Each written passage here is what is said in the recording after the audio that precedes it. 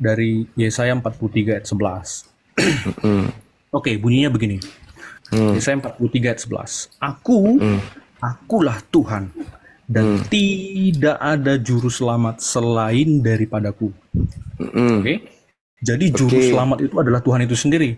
Nah, barulah kita lompat kepada Matius 1:21. Oke, perjanjian baru nih. Ini penggenapannya. Ia akan melahirkan anak laki-laki dan engkau akan menamakan dia Yesus. Karena dialah yang akan menyelamatkan umatnya dari dosa mereka. 1. Lukas 2 ayat 11. Hari ini telah lahir bagimu juru selamat, yaitu Kristus Tuhan di kota Daud.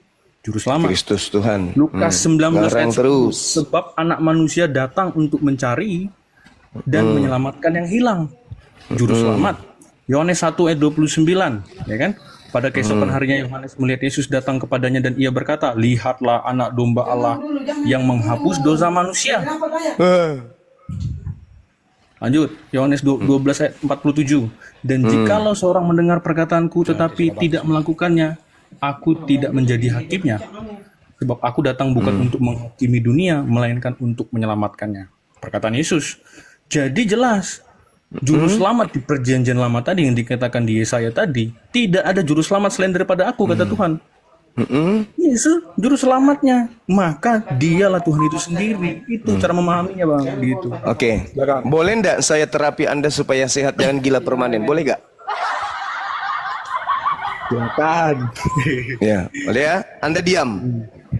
Untuk membantah semua dalil-dalil kesurupan Anda tadi, Anda baca Kisah Para Rasul 2 nomor 22. Hai orang-orang Israel, dengarkanlah perkataan ini. Yang aku maksudkan adalah Yesus dari Nazaret, manusia yang ditentukan Allah, manusia yang ditentukan Tuhan, dan yang dinyatakan kepadamu dengan kekuatan-kekuatan dan mujizat-mujizat dan tanda-tanda yang dilakukan oleh Tuhan melalui perantaraan Yesus di tengah-tengah kamu seperti yang kamu tahu. Anda melantik Yesus Tuhan. Yesus berkata, aku tidak bisa berbuat apa-apa dari diriku sendiri. Amin. Dia utusan Tuhan. Tidak ada juru selamat selain Tuhan. Yesus hanya jalan menuju kepada Tuhan. Makanya dikatakan dalam Kisah Para Rasul 2 nomor 22, orang-orang Israel harus tahu, yang kumaksud adalah Yesus, seorang yang ditentukan Tuhan, yang dinyatakan kepadamu dengan kekuatan, mujizat-mujizat, tanda-tanda yang dilakukan Tuhan melalui perantaraan Yesus. Siapa yang juru selamat di sini? Yesus atau Tuhan yang mengutusnya? Baik, coba jawab. Sepakat Yesus itu utusan, betul. Ya, Yesus tidak yang melakukan mujizat. Iya, oke, betul. Yesus sepakat, atau Tuhannya? Sepakat saya, Yesus itu utusan, betul. Ya, tetapi Yesus dia itu sebagai juru selamat, Bang. Siapa juru selamat betul. tadi? Maka kita mesti balik lagi ke Yesaya tadi kan. Siapa juru selamat tadi? Lo iya dong. Ya Allah ya Karim. Akulah Tuhan. Allah, ya. Tidak ada juru selamat selain daripada aku, Bang. Gimana sih? Ya, sekarang Yesus dia itu ketika menjadi juru selamat. Baik. Coba Anda baca. Boleh Anda baca Yesaya 19 nomor 20? Paham nggak logikanya? Saya paham kebodohan Anda.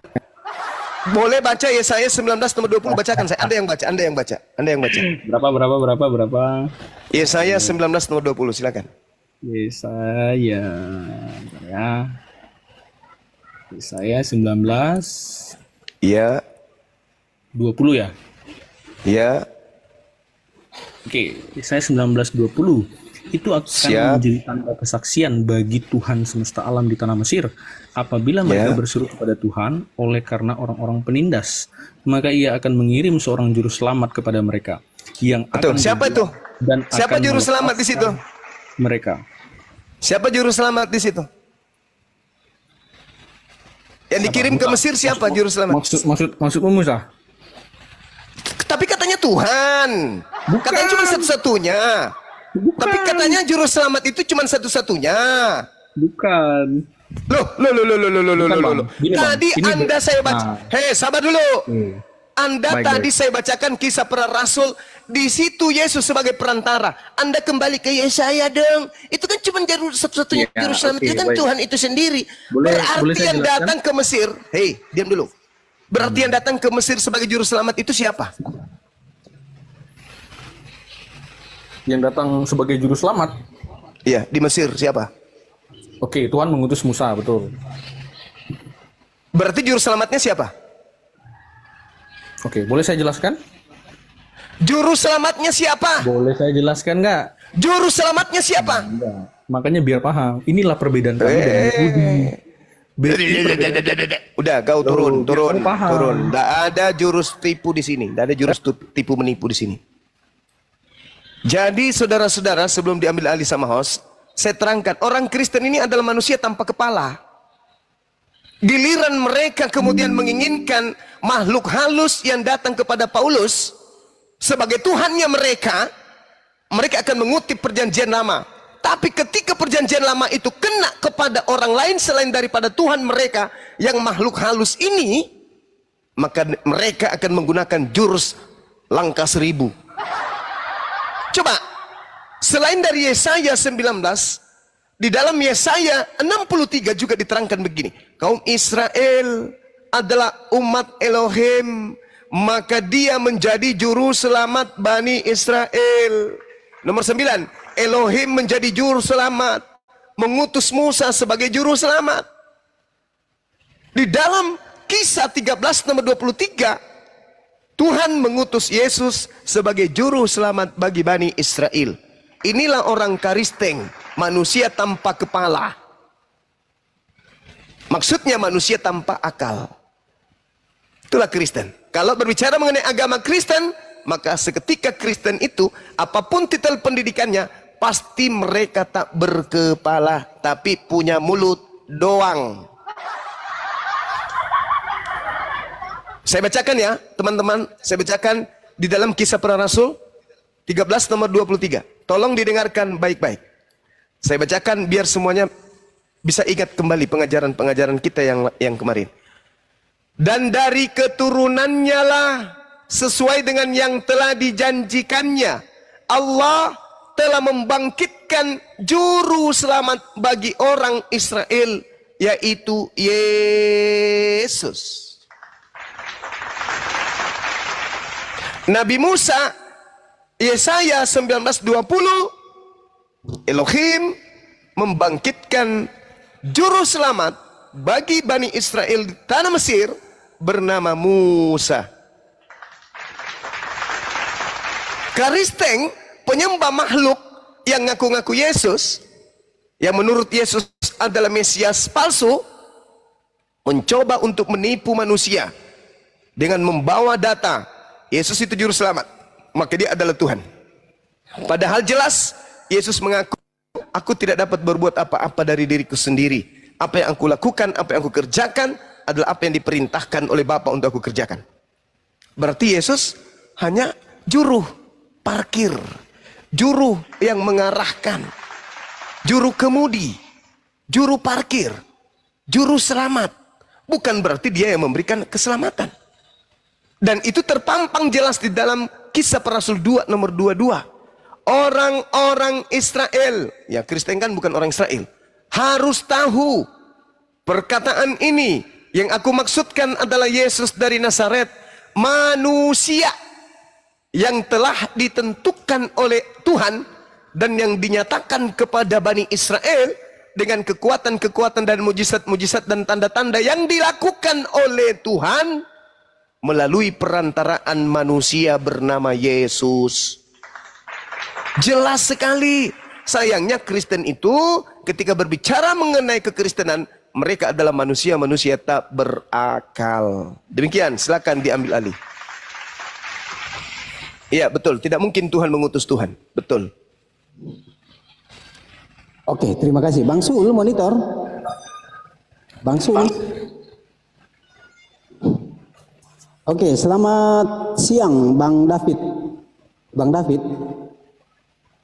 Bang David, monitor. Iya, shalom, selamat siang. Iya, Bang David dari Kristen atau Islam, Bang? Kristen. Oke, apakah Bang David kan sudah mendengar dan menyimak tadi diskusi berjalan? Apakah kita lanjut diskusi yang berjalan tadi, ataukah kita kembali pemahaman konteks kita terhadap tema di atas, yang dimana Kristen adalah pembuat kejahatan? Gimana Bang David? Ya, tadi kan kita ya membawakan Matius 7 ayat 21 sampai 22 ya. Iya, 23 sampai 23 ya. Iya, oke. Tapi Anda melarikan itu dari konteksnya. Gitu. Itu tentang apa sih? Tentang pengajaran yang sesat. Jadi ada orang-orang yang menyamar seperti domba. Istilah domba itu merujuk kepada apa? Orang-orang Kristen. Ya, pengikutnya Yesus. Ada orang-orang yang menyamar menjadi pengikut Kristus, ya, padahal mereka adalah serigala. Lalu dari mana kita bisa mengenali mereka, para penyamar itu? Dari perbuatannya. Jadi sekalipun mereka mengakui Yesus sebagai Tuhan, tetapi perbuatan mereka itu tidak mencerminkan Kristus, gitu loh. Tidak menjalankan kehendak Bapa. Gitu loh. Jadi Jadi ada hanya ambil sepotong itu penafsiran ayat. Abang ya, penafsiran Abang terhadap Ini Bible-nya penafsiran. Abang. Gitu loh. Anda tinggal baca saja satu perikop. Gitu loh. Itu jelas sekali. Jadi gini, Boleh gini, saya saat masuk? ini Silakan, Mas. silakan Bang Zuma. Oke, silakan. Jadi saudara David, Anda mundur lagi. Anda sudah betul tuh harus masuk satu perikop. Tapi mundur lagi sekali. Apa itu? Yesus sedang berbicara dengan umat mana ini? Yesus berbicara dengan umat siapa ini? Orang Yahudi kah? Oke, Atau orang Kristen? Oke, baik Bang Zuma. Saya akan Iya, katakan. silakan. Saya akan Silakan. katakan Yesus sedang berbicara dengan orang Kristen, tetapi Kristen yang palsu. Betul. Saudara, saya ulang pertanyaan saya. Ketika Yesus sedang menyampaikan pesan, pesan ini disampaikan kepada orang Yahudi kah? Atau pesan ini disampaikan kepada orang Kristen?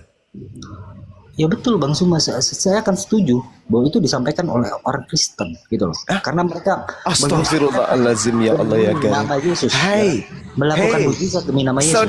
Saudara, bukan itu maksud saya, bukan ke situ. Makanya ku minta Anda mundur. Yesus ini sedang mengajar, murid-muridnya di situ yang hadir orang Yahudi kah atau orang Kristen? Orang Yahudi. Bagus sekali, tepuk tangan. Berarti pesan yang disampaikan Yesus ini agar orang Yahudi waspada kepada non-Yahudi yang datang kepada Yahudi. Yang datang kepada Yahudi yang non-Yahudi itu siapa? Islam atau Kristen? Loh, Yahudi yang mana dulu Bang Zuma? Yahudi yang mana dulu Bang Zuma?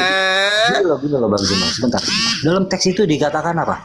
Ya, Apa? mengusir setan demi nama Yesus. Iya, tunggu dulu saudara. Tunggu dulu, jangan dulu ke situ. Terlalu cepat sekat matinya nanti. Mundur dulu. Yesus ada di dalam kelas. Murid-murid di dalam kelas adalah orang Yahudi. Betul. Waspadalah kepada non-Yahudi yang datang menyamar sebagai domba. Ingat saudara, yang digelari domba itu Bani Yakub. Yeremia 50 nomor 17. Yang dimaksud dengan domba hanyalah Bani Yakub. Kristen Bani Yakub enggak? Ronda. Bagus. Enggak, gini Bang Zuma. Udah. Sudah, Anda sudah menjawabnya. Bawa ke sana gitu loh. Loh. Jangan bawa ke Kan sana. dia datang menyamar sebagai domba. Artinya apa? Istilah domba itu ya tidak hanya merujuk pada orang Yahudi. Oh, siapa bilang? Coba Anda tunjukkan kepada saya di mana orang non-Yahudi digelari domba. Coba tunjukkan kepada saya. Oke, ketika Yesus berkata, "Aku hanya diutus kepada domba-domba yang hilang dari Bani Israel." Ya. Nah, berarti dia domba itu Bani Israel kan? Tapi Yesus juga berkata, ada domba-domba lain. Pintar sekali. Yohanes 10 nomor 16. Ada juga domba di luar aule. Aule itu apa? Aule itu apa? Halaman Yerusalem. Pertanyaan saya, apakah Bani Yakub hanya ada di Yerusalem atau sudah ada tersebar kemana-mana? Hayo. Jadi domba itu Bani Yakub. Yeremia 50 nomor 17. Yang dimaksud domba Bani Yakub. Apakah Bani Yakub semuanya berkumpul di Yerusalem pada saat itu? Tidak. Makanya Yesus mengatakan, masih ada lagi dombaku di luar kandang ini. Masih ada lagi keturunan Yakub di luar dari Yerusalem ini. Jangan Anda merasa Anda itu serigala. Nyamar domba. Enggak, silakan saja Anda. Loh, itu fakta, Bung. Makanya kalau Anda meminta, boleh ya. Tidak boleh mengabaikan perintah Yesus ketika dia bangkit, ya. Apa perintahnya? Jadikanlah segala bangsa muridku. Itu bukan Yesus lagi. itu tadi sudah dibahas, saudara. Itu bukan nabi atau rasul yang diutus kepada Bani Israel. Itu Hilal bin Zakar. Itu beda. Itu Yesus lain itu, saudara. Kalau Anda mengatakan bahwa kami diutus untuk menginjilkan atau memberikan pengajaran untuk menjadi pengikut Yesus, dan Anda bukan Bani Yakub, maka Anda jatuh kepada pengajaran Mesias palsu yang menyesatkan banyak orang, yang pergi ke seluruh dunia, yang tidak mengaku Yesus datang sebagai manusia. Itu beda, saudara. Host memberikan ruang kepada kita untuk berdiskusi. Kristen pembuat kejahatan, betul atau salah? Ya salah lah, jelas salah itu. Betul. Nah, coba tadi kita mundur lagi. Jadi Yesus mengajar kepada Bani Yakub, bukan kepada Kristen. Waspadalah terhadap nabi-nabi palsu yang datang kepadamu dengan menyamar seperti domba, menyamar seperti Bani Israel. Anda baca di dalam 2 Korintus 19. 2 Korintus berapa itu? 2 Korintus 2 nomor 19 nomor 20. 2 Korintus 9, coba. Sebentar. 2 Korintus 9, coba. Bantu saya dong, teman-teman. 2 Korintus 9 ayat 20 dan 21.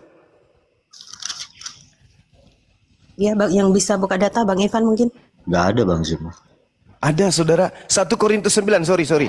Bukan 2. 1 Korintus 9. Ya. Makanya saya minta bantu tadi, jangan sampai saya lupa. Silakan, saudara. Silakan.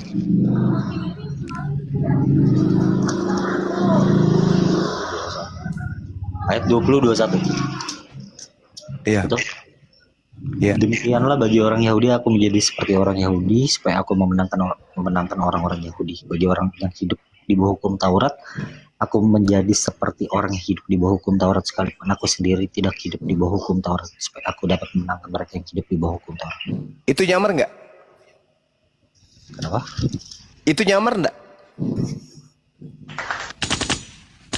Paulus sedang nyamar nggak tuh? Jujur bang. Jujur kita, jujur. Yuk. Ayo, Paulus sedang nyamar nggak? Paulus nggak nyamar nggak di situ? Loh, ini bukan jujur. nyamar. Ini bukan. Kepada orang Yahudi, aku menjadi seperti orang Yahudi supaya aku memenangkan orang-orang Yahudi. Bagi orang-orang yang hidup di bawah hukum Taurat, aku menjadi seperti orang yang hidup di bawah hukum Taurat. Sekalipun aku sendiri tidak hidup di bawah hukum Taurat. Ini nyamar enggak?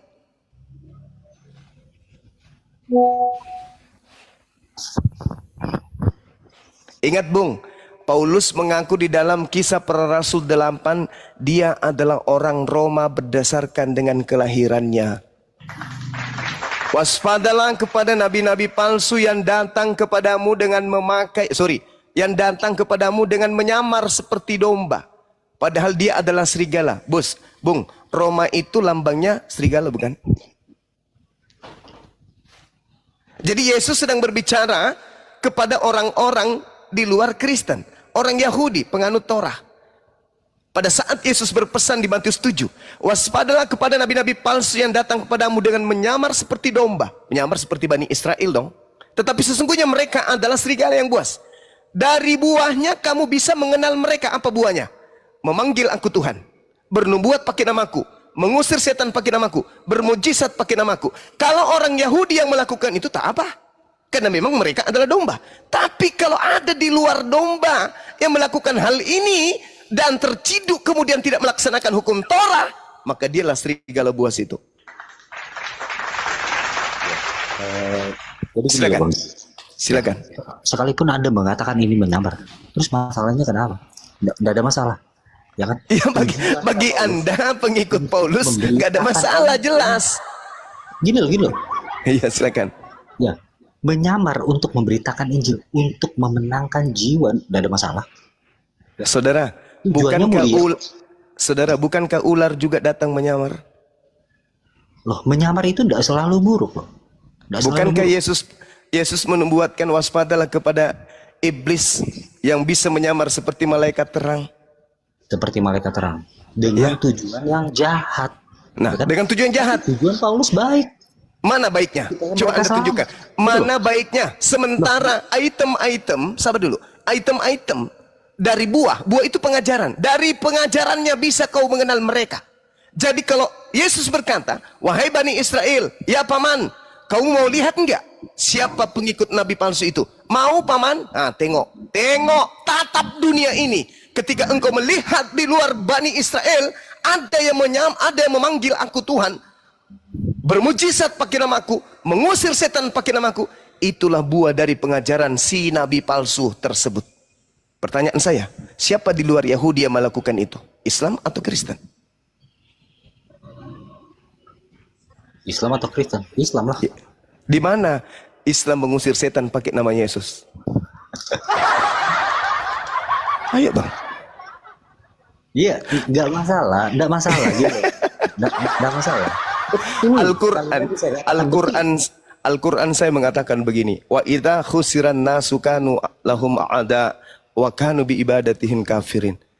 Ketika manusia nanti dikumpulkan pada hari kiamat, apa yang mereka sembah selain daripada aku akan menjadi musuh bagi mereka, dan pemujaan-pemujaan yang mereka lakukan terhadap apa yang mereka sembah akan ditolak, diingkari oleh yang mereka sembah.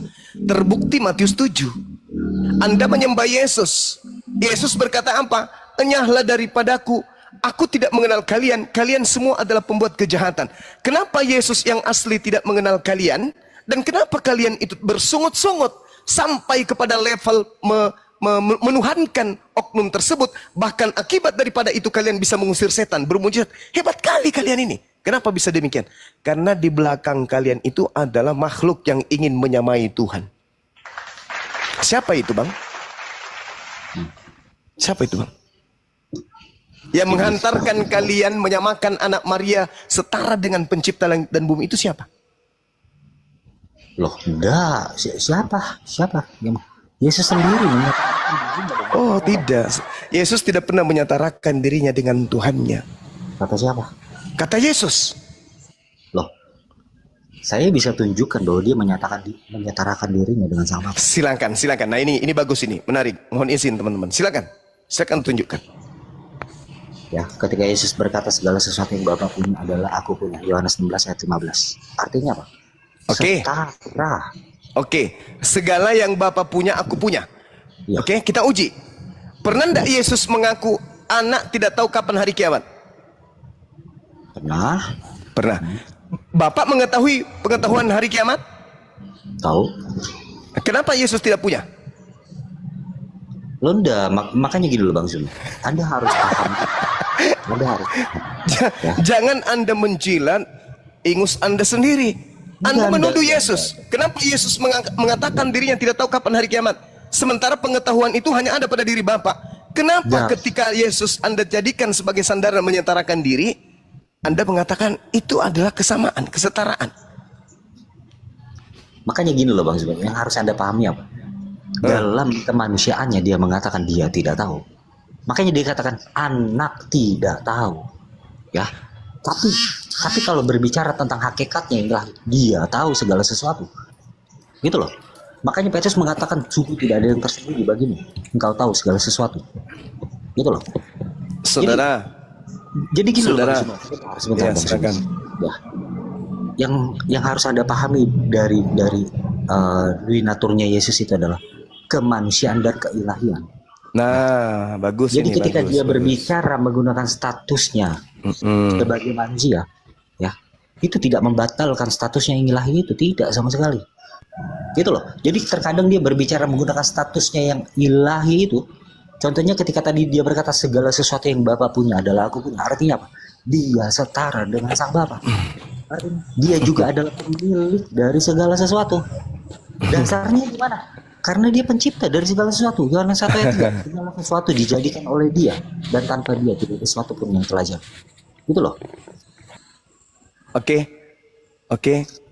Jadi kalau Anda melihat secara jeli ya, bagaimana lembaga Anda kemudian melakukan penipuan secara halus di dalam Yohanes 16 nomor 15.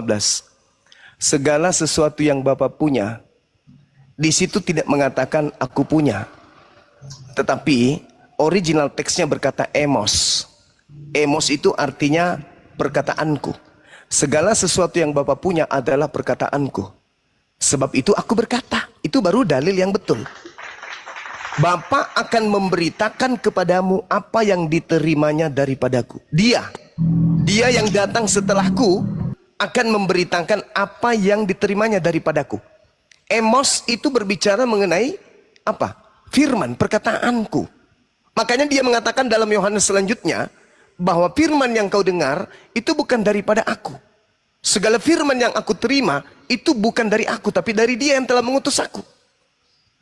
Jadi tidak bisa Anda mengatakan bahwa Yesus itu sedang menyetarakan dirinya. Tidak. Di Yohanes 16 ini, data 14-nya, justru Yesus ini meminta kepada Bapa agar Bapa kemudian di data nomor 17-nya agar di data 7-nya agar Bapa mengutus seorang penolong lain.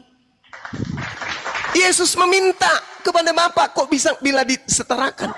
Yang menyetarakan kemudian dirinya dengan Bapa itu adalah Yesus lain yang datang kepada Paulus. Itu Yesus lain alias Yesus palsu yang menghantarkan pengikutnya menjadikan dia sebagai Tuhan. Itu yang Anda ikuti sekarang. Yaitu makhluk lain yang ngaku Yesus yang menyatarakan dirinya dengan Tuhan. Kalau Yesus yang datang sebagai Nabi, Anda mengutip Yohanes 16 nomor 15, kembali dulu mundur ke data 7-nya. Sampai ke 8, 9, 10, 11, 12, 13, sampai ke 15. Ulang dari nomor 7. Aku akan minta benar apa yang kau katakan, bahwa adalah lebih baik jikalau aku pergi. Sebab jikalau aku pergi, sebab kalau aku tidak pergi, maka roh kebenaran yang berasal dari Bapa itu tidak akan datang. Begitu saudara. Jadi Yesus itu tidak pernah mengajarkan hal yang sama seperti itu. Mungkin maksud saudara ini baiknya adalah Anda menyatakan, di mana Yesus menyetarakan dirinya dengan Tuhan? Anda harusnya membaca Wahyu 1 nomor 8 atau nomor 18. Itu baru cocok. Akulah Alfa, akulah Omega. Nah, itu baru cocok. Di mana Yesus menyetarakan dirinya dengan Bapa? Wahyu 1 nomor 18. Artinya memang ada penyaing yang ingin menyaingi Bapa bernama, mengaku-ngaku bernama Yesus. Siapakah dia? Tanya Yesus. Yesus, ya paman, setelahmu apakah akan muncul Yesus? Ada. Oh, itu diri kamu? Bukan. Tapi Yesus palsu. Masa sih? Tertulis di mana? Matius 24 nomor 4 nomor 5. Waspadalah kepada penyesat yang datang dengan memakai namaku dan berkata akulah Mesias. Tuh. Berarti Yesus mengatakan akan ada Yesus palsu. Ia mengatakan dirinya Mesias dan akan menyesatkan banyak orang. Siapa orang yang banyak ini? Kristen. Jadi kalau saudara Kristen mati-matian berdebat dengan umat Islam, Yesus Tuhan, Yesus Tuhan, silakan aja.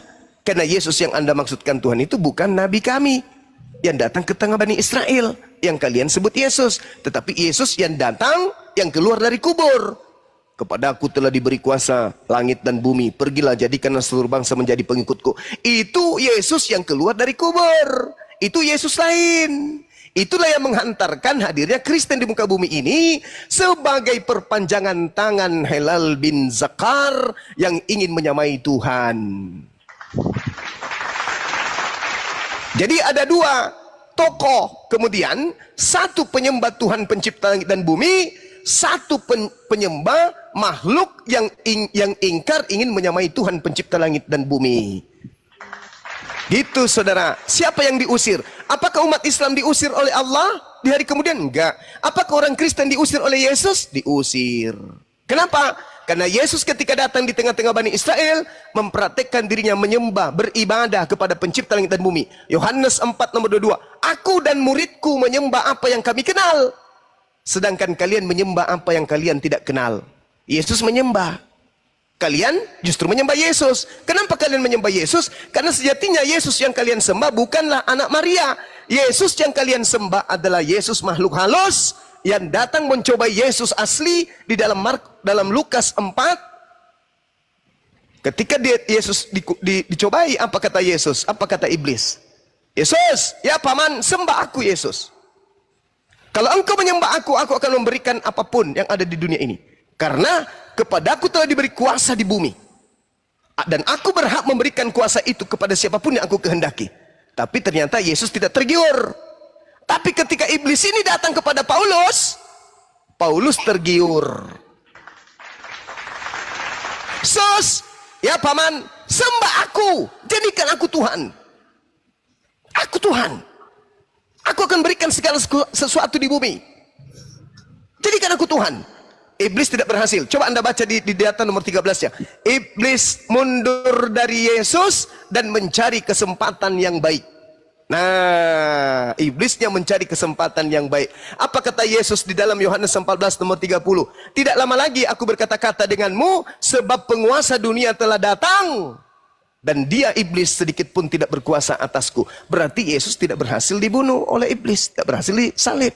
Yang disalib selain Yesus. Inilah kesempatan baik yang digunakan oleh iblis menjajakan korban yang ada di atas tiang salib keluar dari goa menjadi Tuhan. Roma 14 nomor 9. Untuk itulah Yesus mati agar dia bangkit kembali untuk menjadi Tuhan. Tuh, menjadi Tuhan yang keluar dari kubur itu. Makanya kalau Anda membaca Matius 28, kepadaku telah diberi kuasa baik di langit maupun di bumi. Pergilah jadikanlah seluruh bangsa menjadi muridku, menjadi pengikutku. Itu bukan Yesus anak Maria lagi. Makanya saudara, ini tak kasih kunci. Yohanes 12 nomor 30. Apa yang dikatakan kemudian oleh Yesus di situ? Ini Yesus, bukan Bang Suma. Yesus berkata bahwa penguasa dunia akan keluar. Aku pergi disebabkan karena penguasa dunia akan dilemparkan keluar. Keluar dari mana? Keluar dari mana? Dari kubur. Kok bisa? Baca Yesaya 14 nomor 12, 13, 14. Nomor endingnya di 15. Ketika kemudian ada iblis naik ke awan-awan ingin menyamai Tuhan pencipta langit dan bumi, apa kata Tuhan? Sebaliknya, engkau akan dilemparkan ke dalam alam kubur, alam maut yang paling dalam. Nah, berarti iblis dilemparkan ke alam kubur. Sedangkan Yesus berkata, angkatan jahat ini minta satu tanda. Matius 12. Tapi tidak akan diberikan satu tanda apapun kecuali tanda Yunus, sebab anak manusia 3 hari 3 malam keluar dari perut bumi. Anak manusia yang dimaksud ini siapa? Iblis. Itulah yang datang kepada Markus. Markus menulis dalam Markus 16 nomor 12. Dan Yesus menampakkan diri dengan wajah yang lain. Nah, itu bukan Yesus. Itu makhluk lain. Makanya Maria ketika bertemu dengan malaikat di dalam kubur, iblis dalam kubur, siapa engkau cari?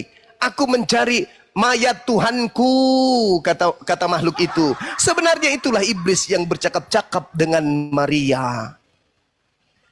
Itu bukan Yesus lagi. Makanya Maria tidak mengenal mukanya. Masa iya baru 2 malam ditinggal sama Yesus, mukanya sudah berubah? Gak mungkin. Itu sudah bukan Yesus. Itu adalah makhluk lain. Makanya sebelum terangkat ke langit, Yesus berkata, waspadalah kepada penyesat yang datang kepadamu dengan memakai namaku. Dan dia berkata, akulah Mesias. Jangan kau percaya. Jangan kau percaya. Jangan kau percaya. Murid-muridnya percaya enggak? Enggak. Makanya Yahudi enggak Kristen. Yang percaya adalah pengikut Paulus. Orang-orang Roma dan Yunani. Kenapa pengikut Paulus yang percaya? Karena sejatinya Roma dan Yunani memang sebelum ada Kristen, nenek moyang mereka memang penyembah-penyembah dewa. Jadi ketika dia melihat kemudian Yesus membangkitkan orang mati, orang lumpuh berjalan, orang buta melihat, mereka terheran. Wah, ini betul-betul dewa ini. Ini dewa ini. Makanya mereka percaya kemudian pemberitaan Paulus. Jadilah dia paus pertama di Roma. Begitu saudara. Silakan. Jadi yang Anda sembah itu bukan Yesus Nabi kami. Yang kami sebutnya Isa, bukan. Yang kalian sembah adalah yang menyamakan diri dengan nama Yesus. Karena kalau dia datang mengatakan dirinya sebagai roh, jangankan kepada kalian, kepada Yesus aja nggak mempan. Maka dia harus berpura-pura menjadi Yesus supaya kalian percaya bahwa itu adalah Yesus. Yesus berpesan padahal, waspadalah kepada Yesus palsu. Kalian tidak waspada, justru percaya. Masa Anda nggak bertanya, kok kami ke gereja hari Minggu? Bukannya Yesus tidak pernah mencontohkan ini? Kok kami menyembah Yesus? Bukannya Yesus menyembah kepada pencipta langit dan bumi? Kok kami tidak sunat? Bukannya Yesus sunat? Kok kami tidak sujud? Bukannya Yesus sujud? Kok kami makan babi? Bukannya Yesus tak makan babi? Apakah Anda nggak pernah berpikir demikian? Sebenarnya yang kalian lakukan ini adalah tipu daya iblis, menutup akal dan menutup pikiran dan menutup hati kalian. Makanya Al-Quran mengatakan summum bukmun umyum fahum la yarji'un. Hati mereka ditutup kemudian. Nah, inilah yang terjadi hari ini, saudara. Saya sedang tidak ingin mengajarkan Anda sesuatu yang keliru. Salah enggak? Silakan Anda perdalam lagi Bible. Jangan dengarkan Bang Suma, dengarkan Yesus. Yesus berkata apa? Akulah jalan. Firman yang engkau dengar daripadaku, bukan dari aku, tapi dari Bapa yang mengutus aku. Nah, coba. Itu kata Yesus. Segala firman yang engkau berikan telah aku sampaikan kepada mereka. Berarti segala firman yang menjadi cakupan kenabian Yesus, itu Yesus sudah sampaikan kepada muridnya. Telah aku sampaikan. Sebelum aku naik ke langit, telah semuanya aku sampaikan. Dengan kata lain, begitu Yesus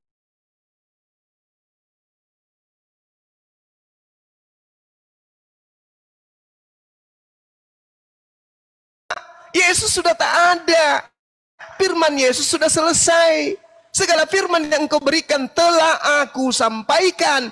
Berarti tak ada lagi firman setelah itu. Tak ada lagi. Dari mana Paulus mendapatkan 13 buku? Dari Yesus lain. Galatia 1, nomor 11, nomor 12. Injil yang aku beritakan bukan dari manusia, tetapi dari Yesus Kristus. Sejak kapan Yesus bukan manusia? Sedangkan di Ibrani 5 nomor 7, sebagai manusia, Yesus mempersembahkan doa yang sungguh-sungguh kepada Dia yang mampu menyelamatkannya dari kematian. Dan atas kesolehannya doanya dikabulkan. Berarti anak manusia ini tidak mati. Jadi yang mati digantung di pohon itu siapa?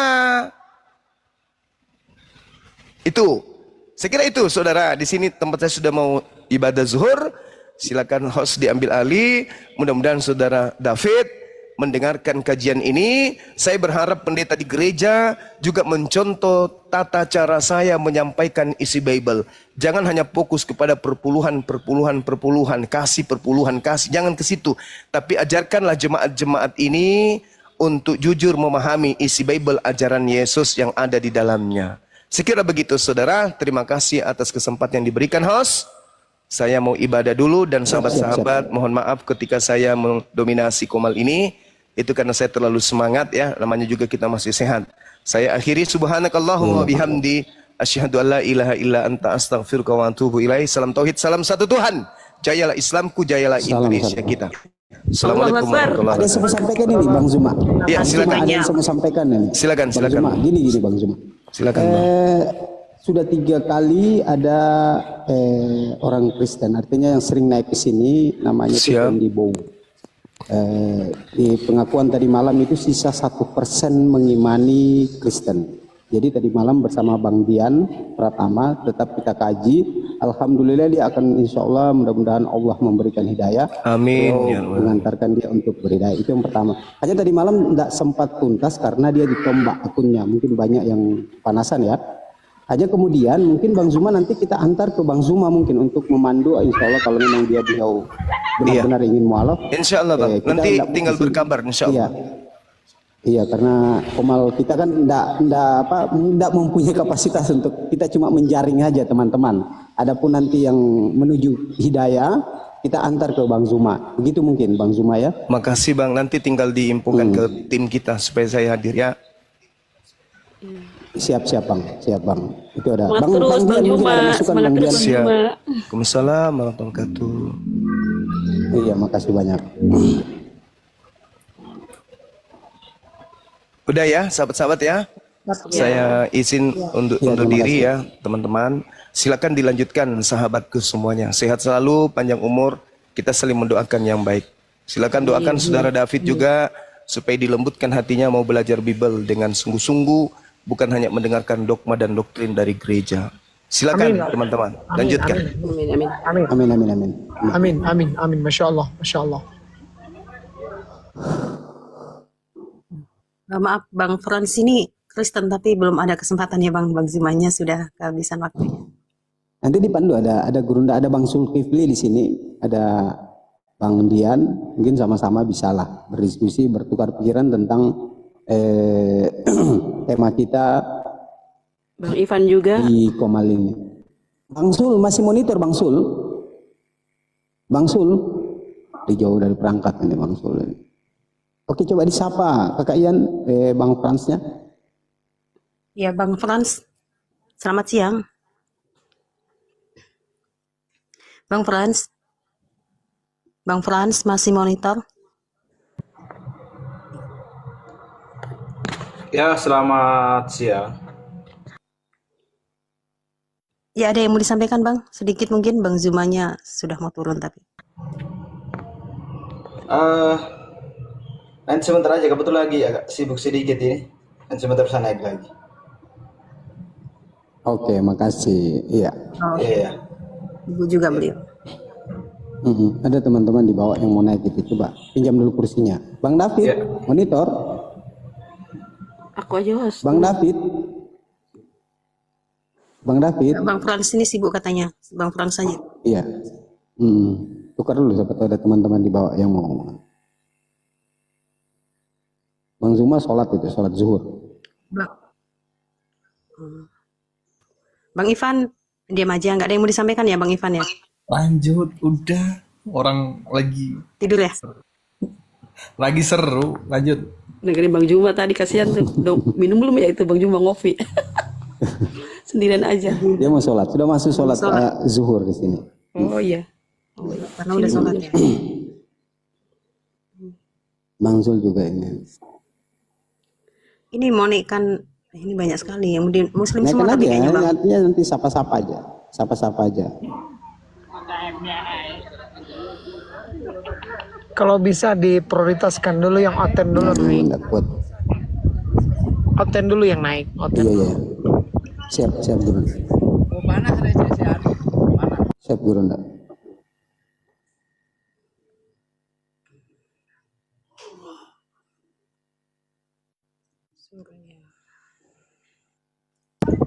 Sebenarnya abang Titisan dan yang lain, kalau kita melihat pembahasan Bang Zuma tadi, kesimpulannya itu sebetulnya kan titiknya di Paulus. Paulus ini siapa? Itu poin yang paling penting gitu kan. Nah, ini titik kritisnya ini.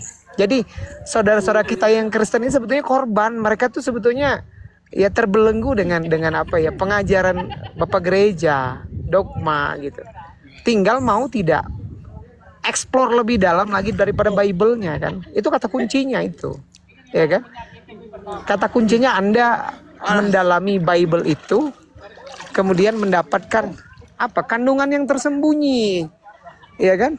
Bang Zuma tidak bisa sampai pada kesimpulan itu kan, beliau itu apa ya? Mengeksplor itu dengan seksama gitu. Ya kan? Jadi dipelajari apa maksud daripada apa namanya Bible itu sendiri gitu kan. Seperti kata beliau tadi kan, Bible itu sebagai surat pengabaran ya. Nah, di dalamnya ada kebenaran yang ada juga banyak cerita-cerita tambahan. Itu poin yang paling krusial sebetulnya kalau kita menyimak perkataan Guru Nazuma tadi begitu. Nah, tinggal ini mau nggak kita apa ya, melepaskan apa ya, pikiran-pikiran dogmatis tadi gitu ya. Kritis kita di dalam memahami teks itu sendiri gitu. Itu mungkin ya tambahan dari saya gitu ya. Izin saya sapa Bang Ayik, selamat siang. Bang Ayik, selamat siang. Bang Ayik, selamat siang. Enggak monitor ya.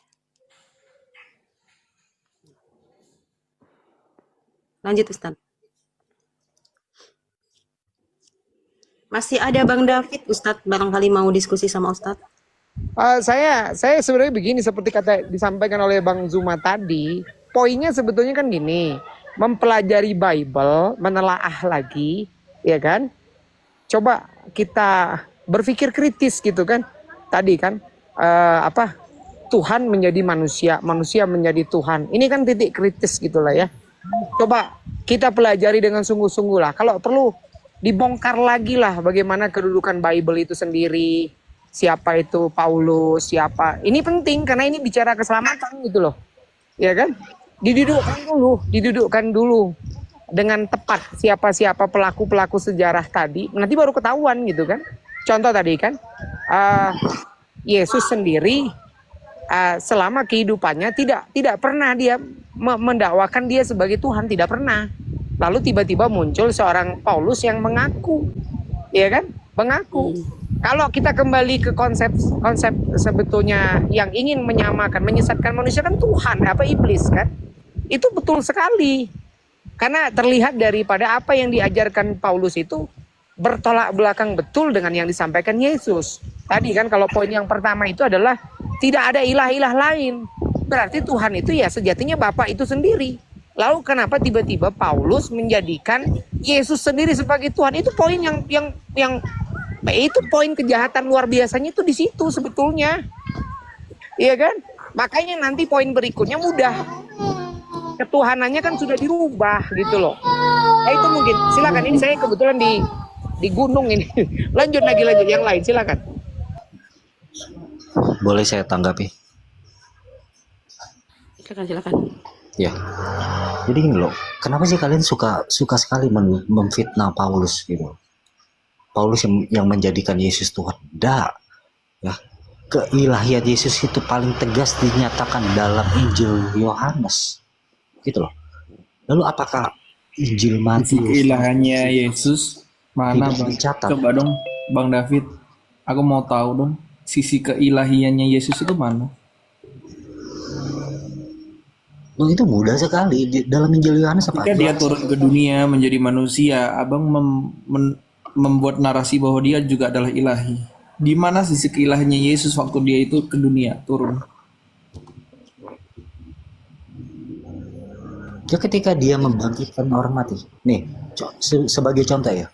Para nabi-nabi itu ketika menyampaikan firman Tuhan, selalu diawali dengan beginilah firman Tuhan atau demikianlah firman Tuhan. Tetapi Yesus tidak. Aku berkata kepadamu. Ya.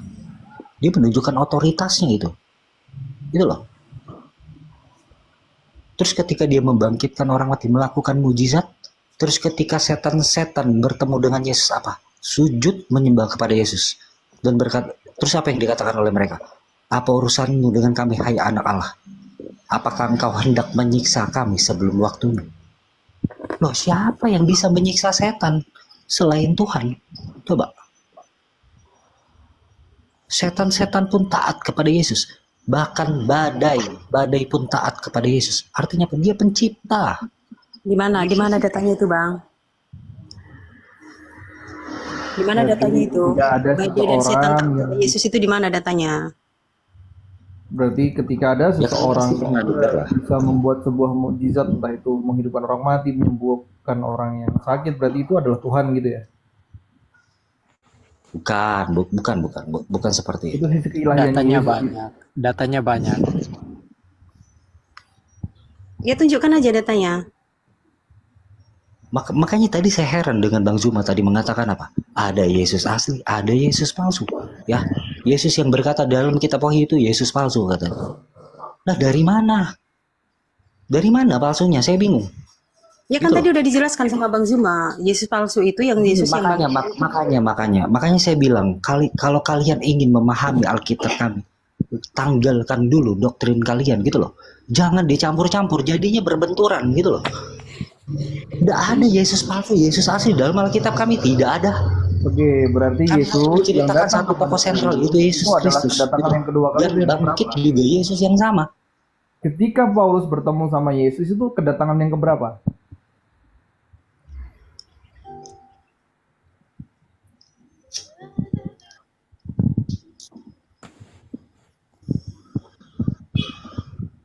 Halo. Iya, halo, halo. Berarti Iya, ketika saya Yesus bertemu, tanggapi. ketika Paulus bertemu sama Iya. Yesus, itu berarti kedatangan yang berapa? Dia tidak datang, dia hanya datang Woi, lewat jawab kemuliaan. jawab aja, Dia simple, tidak pertanyaan datang simple, langsung. tinggal dijawab. Dia tidak datang langsung, tapi kemuliaannya yang Berarti berjumpa bukan dengan Yesus kan Rasul yang datang Paulus. kepada Paulus kalau dia tidak datang. Nah, itu logika dari Muslim. Loh, kok Kalau dari logika? Kristen enggak. Kok logika sih? Itu Gimana? kamu Sudah, memaksakan Sudah dijelaskan. kami masuk ke logikanya Kedatanganku kamu. yang kedua itu sama seperti kalian melihat ketika aku naik ke langit. Turunnya juga sama seperti itu. Iya. Ketika dia bertemu sama Paulus, itu berarti pertemuan atau kedatangan yang berapa? Nah, ketika Yesus menampakkan diri berjumpa dengan Rasul Paulus, apakah itu sudah kedatangan? Lah ya, aku tanya sama Apakah kamu. ada? Menurut kamu itu apakah kedatangan Iya. atau tidak? Itu perjumpaan, itu dalam kemuliaan Yesus. Itu yang keberapa coba? Ya, itu dia datang secara pribadi, bukan datang yang keberapa, bertamu brother? seperti pemahaman logika Itu datang kamu. yang Jangan keberapa, dipaksakan brother? Simple masuk ke arah pertanyaannya. logika Itu kamu. Kedatangan yang keberapa? Simple loh pertanyaannya loh. Sudah cukup, bisa dipahami, anak kecil juga itu bisa tahu itu. Itu kedatangan yang Nah, keberapa sekarang saya coba? tanya, ketemu sama Paulus? saya tanya, Woi, di room ini woi, kan mengaku jawab melakukan dulu. ajaran Kita belum Yesus. selesai di sini, brother. Kita Nah, belum selesai. Kita Tadi belum saya sudah selesai, kamu belum sampaikan, menjawab. kita tidak bisa pahami Yesus datang langsung seperti yang kamu paksakan, bahwa Yesus itu datang Yesus akan datang secara yang apa kedua ya, kali. Itu secara kedatangan langsung, yang bukan keberapa? seperti itu. Lah itu kedatangan yang keberapa berarti pertemuan sama Dia datang Paulus? dalam cahaya Lah iya kemuliaan. berapa kedatangan yang keberapa? Kedatangan keberapa bagaimana? Kamu paksakan dengan logika kamu. Loh, bukan logika. Dia berjumpa. Itu kan ada di Bible kamu sendiri. Yesus akan datang kan? Nah, ketika sudah datang berjumpa dengan Paulus, itu sudah kedatangan yang keberapa? Berarti Kedua kah, ke satu kah, ke 10 kah? kenapa? Kamu mengerti enggak kedatangan dalam cahaya kemuliaan itu? Apakah kamu harus paksakan dia datang secara seperti di manusia? Pertanyaanku yang seperti dia keberapa datang itu yang pada kali keberapa, kedua. brother? Woi, yang keberapa? Waduh, memang logika penyesat memang seperti ini. Bang Zul, Bang Suma saja, Bang Suma tadi menjelaskan. Gini, Tadi brother. Bang Suma Gini, menjelaskan, brother. tapi Bang Suma banyak Brother. sesat dia punya apa brother. Izin ya, ucapan izin. tadi. Sebentar. Kita nggak perlu ke sana. Sekarang begini, kalau Paulus itu mengklaim bertemu dengan Yesus, harusnya ada kesinambungan, ada ada yang namanya penerusan misi, ya kan? Karena itu yang menjadi poin daripada kerasulan dia seharusnya kan, ya kan? Tadi jelas-jelas, ya. Dia yang namanya Pak Yesus mengaku diutus kepada domba-domba yang tersesat dari Bani Israel. Itu poin pertama sebetulnya. Yang kedua, apa yang diserukan Yesus tatkala dia sebelum diangkat atau disalib menurut kalian itu poin yang paling penting loh, ya kan? Maka di sini kita lihat nyambung nggak itu, ya kan? Lalu tadi ya waspadalah itu sebetulnya menyatakan di dalam Bible sendiri Yesus itu sudah menubuatkan akan adanya orang-orang yang menyesatkan pengikut-pengikut dia, berusaha untuk menyesatkan. Itu poin yang paling penting. Nah, tadi Yesus menyampaikan nubuat tentang eskatologi di akhir zaman akan datang. Ini zaman sekarang banyak mengaku mereka melakukan ajaran Yesus, tapi Yesus tidak mengajarkan demikian. Tapi mereka mulai sebentar. Tadi ya disampaikan dia akan bernubuat dengan namamu, dengan nama Yesus, ya, melakukan mukjizat dengan nama Yesus. Coba kami Muslim lakukan nggak? Orang Buddha lakukan nggak? Nggak ada.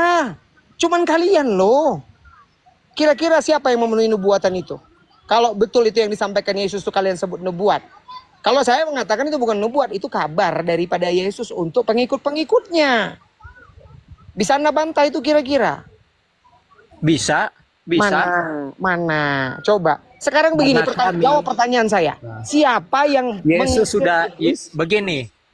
Kamu bicara soal mujizat ya, soal mujizat yang di dalam Matius 7 ayat 21. Kan Yesus bilang, apa yang aku perbuat, kamu pun akan bisa perbuat. Artinya menandakan pengikut Yesus bisa melakukan apa yang Yesus lakukan. Bahkan lebih daripada itu Yesus Jangan bilang. lari dulu ke situ. Sekarang tadi kita bicara. Itu bicara mujizat loh. Tidak lari, itu bicara mujizat. Tadi kita bicara apa yang dikabarkan ini kan Yesus. logika sesat ini. Logika sesatmu.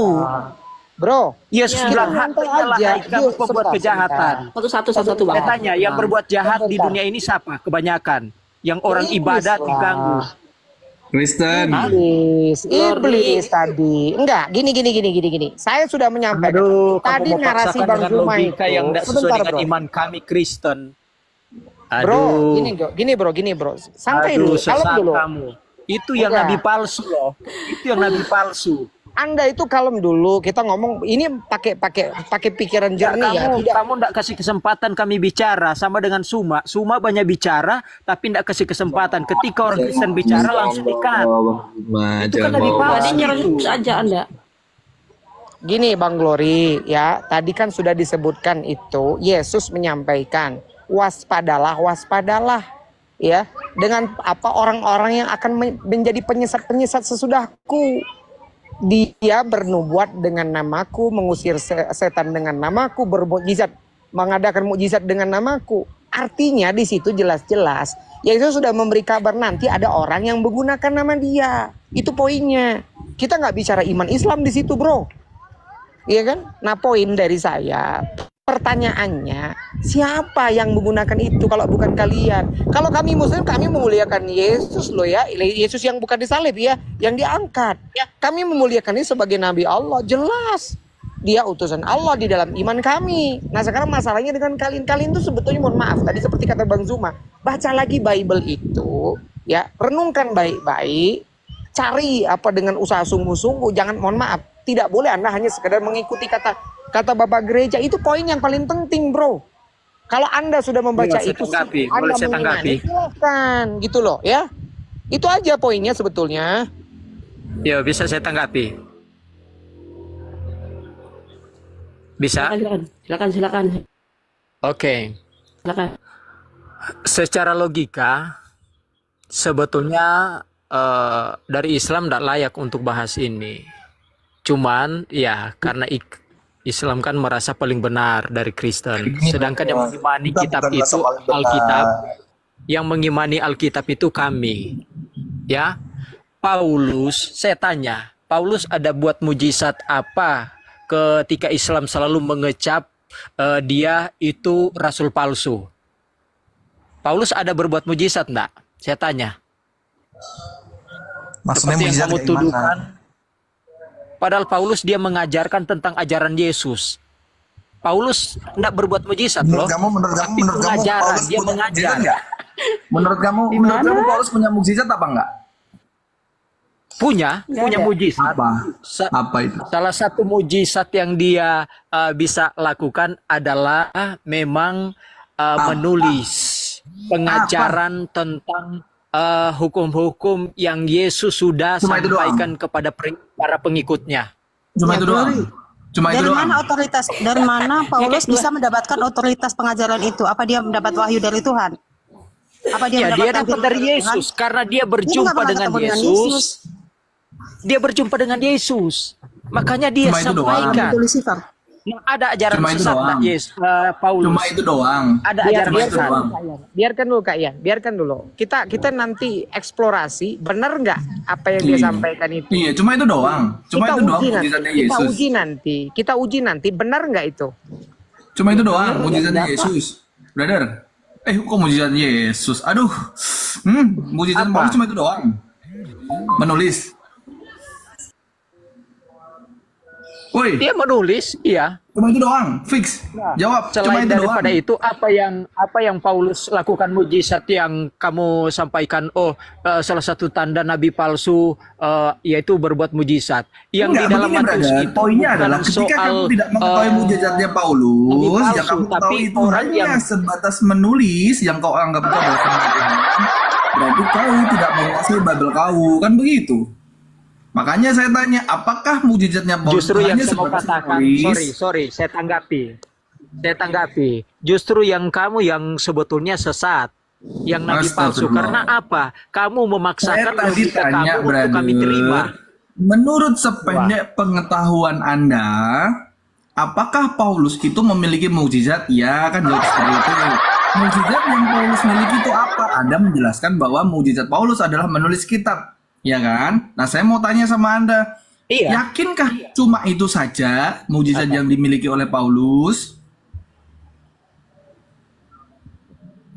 Ya, banyak dia menyadarkan orang untuk ikut jalan Tuhan, jalan yang Cuma Yesus itu doang sudah atau tidak? buka ketika dia ada di Jawabannya simpel, muter-muter. Kau tadi tanya Yesus datang kedua kali, ketiga kali kau nggak jawab. Sekarang tanya mukjizat Paulus, muter-muter juga. Kau minum bodrek lah. Biar nggak Siapa pusing. yang muter-muter? Siapa yang muter-muter? Pertanyaan. Bang Titisan, kayak mana? Apakah saya ini nggak jelas pertanyaannya? Balikan kita yang muter. Kamu yang muter. Kita sudah jelaskan loh. Bang Glory, Saya sudah Bang Yesus Glory. itu Sebentar. seperti kamu pahami. Gini loh, Bang Glory, dari tadi yang disampaikan Bang Zuma itu merujuk kepada Bible loh. Saya mau Satu. ketawa ke kamu. Iya, sebentar. Yang beliau sampaikan itu Bible. Saya nggak yakin abang ini bahkan mengetahui apa ya. Yang tadi disebutkan, data-data yang disebutkan Bang Zuma itu jangan-jangan abang nggak pernah baca loh ya. Iya, isi Bible-nya. Hah? Pernah baca nggak Bang tadi Bang? Nggak pernah baca bagaimana? Saya nyimak tadi dari saya tanggapi. Saya nyimak tadi dari Bang Suma. Makanya saya bilang Bang Suma itu sudah sesat. Sudah sesat loh. Enggak, Dia gini, bilang gini, bro. hanya dikhususkan orang Yahudi. Bang Hanya Zuma dikhususkan orang itu Yahudi. menggunakan data Bible. Masalah apa yang jahat? Gini, Angkatan yang jahat. Saya mau yang tanya dimaksud jujur sama angkatan Anda. jahat Nggak itu usah, apa? nggak usah terlalu panjang. Apakah Itu ditujukan terlalu panjang. kepada orang Kristen? Tapi orang Yahudi. Itu terlalu panjang, Bang. Anda jawab jujur dengan saya. Jawab jujur dengan saya. Assalamualaikum warahmatullahi wabarakatuh. Bang Glory. Waalaikumsalam. Oke. Abang jawab Gimana, Bang jujur Glory? dengan saya ya. Pertanyaan saya, Abang sudah belum baca semua tadi data-data yang disampaikan oleh Bang Zuma? Itu aja, nggak usah kemana-mana. Contoh tadi Yohanes 17:8 sudah pernah belum Abang baca? Iya kan?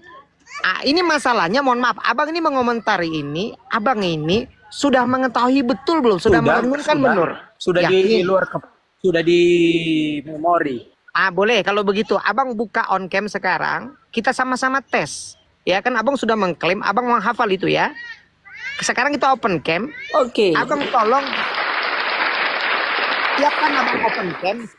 Tadi kan beberapa data yang dibawakan oleh Bang Zuma. Coba Abang, mohon maaf, saya tidak mau membalas lebih dalam. Coba Abang open cam, Abang sebutkan tadi beberapa data yang disebutkan oleh Bang Zuma. Di antaranya tadi seingat saya Yohanes 17:8, Galatia 15, ya. Kemudian Yesaya. Dan masih banyak lagi tadi yang dia sebutkan. Nah, yang krusial tadi itu adalah waspadalah ya terhadap penyesat-penyesat yang datang setelahku. Coba itu di mana, Bang? Abang kan sudah mengatakan Abang menghafal itu dengan baik begitu ya. Artinya Abang juga bisa memahami, merekonstruksi itu dengan baik. Coba silakan Abang open cam. Kalau enggak, mohon maaf Bang. Berarti Abang silakan open cam. Iya, itu open cam. Open cam. Sorry, saya tidak bisa open cam karena tidak, saya hanya bisa menjawab. Saya jawab saja. Soal Matius 24 itu yang disentil sama Bang Suma itu, saya tahu, saya hafal. Itu eskatologi, itu pelajaran eskatologi, saya hafal. Bukan saya bohong-bohong. Anda itu tadi dalam Matius 24 itu yang Yesus sampaikan kepada para murid-muridnya. Sekarang gini Bang, bagaimana kami bisa, mohon maaf ya sekali lagi, Anda seolah-olah merendahkan orang lain. Anda mengklaim Anda bisa itu, tapi kami mohon maaf tidak bisa mengkonfrontir ya Abang sendiri. Abang ini benar-benar hafal atau tidak? Ya, tadi berapa banyak data yang disebutkan Bang Zuma itu, saya yakin beliau menyebutkan tanpa jeda, kecuali ada beberapa yang dia akui, dia lupa. Coba saya bicara dulu. Saya Kenapa? bicara dulu. Boleh saya bicara dulu? Itu khotbah Silakan. Yesus. Itu Silakan. boleh saya bicara dulu? Nah, itu khotbah Yesus Silakan, tentang akhir Apa yang zaman. kau mau bicarakan, kawan? Ya, Kawan, itu apa yang permulaan kau mau penderitaan. bicarakan, kawan? Perikopnya permulaan Coba. penderitaan. Gini, Nah, itu yang Yesus Coba. sampaikan kepada Ini ada yang murid-muridnya. data Bible Yang saya nggak? sampaikan Kita tadi sama-sama adalah simak. pelajaran tentang Kalau beliau eskatologi, memang betul tentang hafal, murid-murid. Oke. Sekarang kita benarkan kata-kata abang. Nah, Ah. tolong ada yang buka Bible di sini. Boleh saya Tadi lanjutkan? Matius berapa tadi yang disebutkan? Saya minta. Nggak, sebentar. Sebetulnya nggak fair kalau abang mengklaim abang hafal, tetapi abang sendiri sebetulnya buka data itu. Iya kan? Karena gini, kenapa saya Matius merendahkan 24. abang, bukan. Yang saya khawatir abang sendiri belum membaca itu dengan seksama, belum merenungkan itu dengan betul begitu loh, Bang. ya, Saya sudah Itu poinnya Sorry. sebetulnya. Saya tidak Saya sudah menggunakan baca. abang secara mohon maaf kecerdasan intelektual. boleh saya lanjutkan? Silakan, Pak. Boleh saya lanjutkan? Ini sudah jadi ayat hafalan saya tentang permulaan penderitaan yang Yesus sampaikan. Oleh karena menjelaskan dari dari pertanyaan para murid-murid tentang tanda kedatangan Yesus dan kesudahan dunia. Itu 3 poin.